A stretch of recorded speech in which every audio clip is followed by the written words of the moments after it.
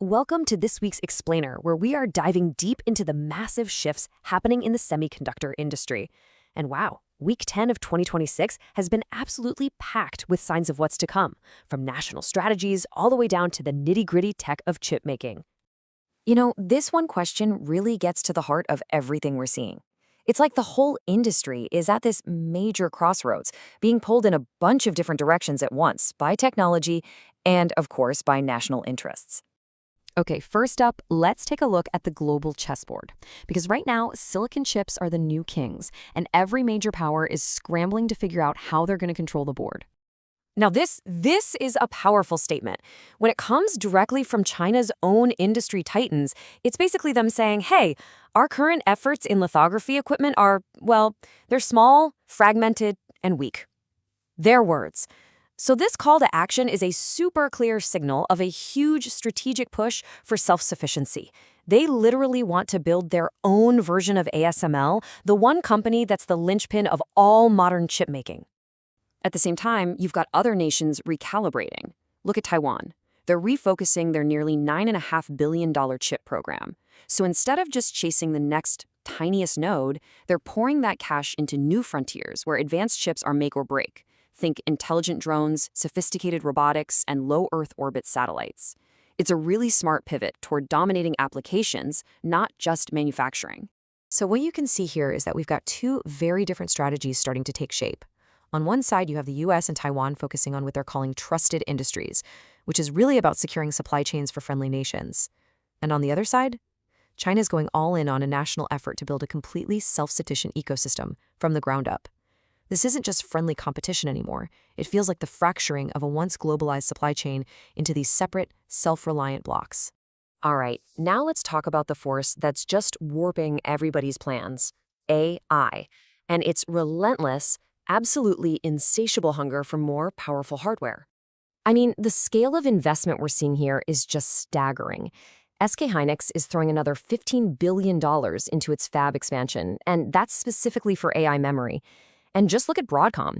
They're apparently targeting a jaw-dropping $100 billion in AI chip revenue by 2027. That's backed by huge orders from customers like Google. These aren't just small bets. These are massive industry-defining moves. And this number right here, it perfectly illustrates the kind of tech that's driving all that investment. We're talking about memory density. Micron is now shipping the world's first 256-gigabyte SOCAMM modules. What that means is they've packed a ton of high-performance memory into these incredibly compact packages. And they're aimed squarely at what people are calling agentic AI. AI that can act on its own, which needs just massive amounts of memory right next to the brain of the operation. The demand is so crazy, so immediate, that we're now hearing reports the DRAM market is shifting to an hourly pricing model. Just think about that for a second. Prices changing by the hour. That puts an incredible amount of pressure on smaller and medium-sized businesses who are now in a fight for their lives just to get the components they need. So yeah, what we're seeing here is way more than just another boom cycle. This AI demand is like a structural force of nature. It's a gravitational pull that's fundamentally reshaping how the market works, where billions of dollars are invested, and even rewriting the basic rules of how essential components are bought and sold. Okay, so all of this intense demand puts the spotlight right on the manufacturing frontline. This is where the big plans and all that money meet cold, hard reality.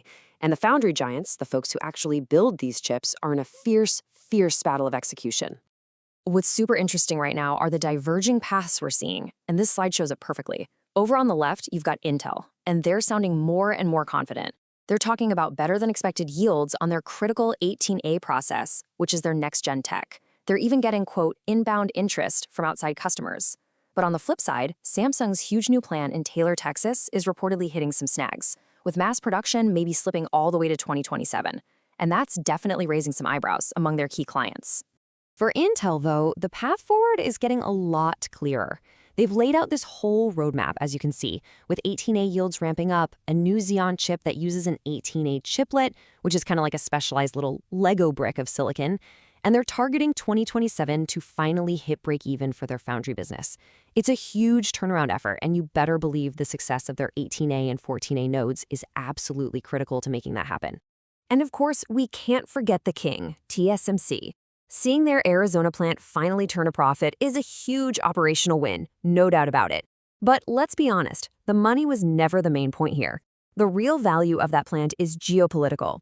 It secures a critical, leading-edge manufacturing hub on U.S. soil, which is a massive strategic asset in this new world. So, with all this cutthroat competition, what's the deep tech that even makes it possible? Let's peel back the curtain and look at the innovation engine itself. Everything from how chips are assembled to the fundamental physics of making them. You know, the battle for AI performance isn't just being fought on the silicon wafer itself anymore. A huge part of it is being won and lost in the package. AI chips need a ridiculous amount of bandwidth, which means you have to stack memory and logic chips right on top of each other. For years, TSMC's CoWoS technology has been the undisputed king of this.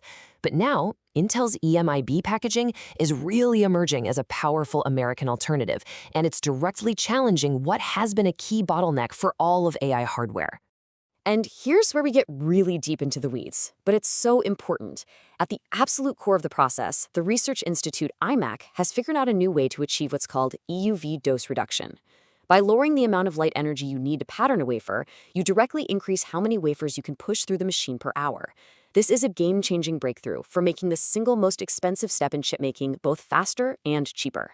So the crucial point here is that these aren't just tiny incremental tweaks.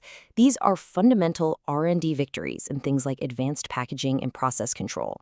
And at the end of the day, these are the breakthroughs that will ultimately decide the winners and losers. They control the cost, the performance, and the sheer manufacturing muscle for every single advanced chip on the planet. Okay, so after that whirlwind tour of the week's news, what's the big takeaway? What are the structural shifts you should really be thinking about? It really boils down to four huge currents. First, you've got this geopolitical race for tech sovereignty just kicking into high gear. Second, AI's gravity is literally bending the entire supply chain around it. Third, in a high-stakes game like this, execution at the foundry level is everything. It's the ultimate tiebreaker. And finally, none of this happens without that deep core innovation in things like packaging and process control. And that, right there, is the big, lingering question from this week. We're seeing these incredibly powerful forces, one pulling toward technological integration, the other toward geopolitical walls, and they're ripping the industry in different directions. Is this the moment we look back on as the end of the globalized manufacturing era? That's something we're going to be watching very, very closely.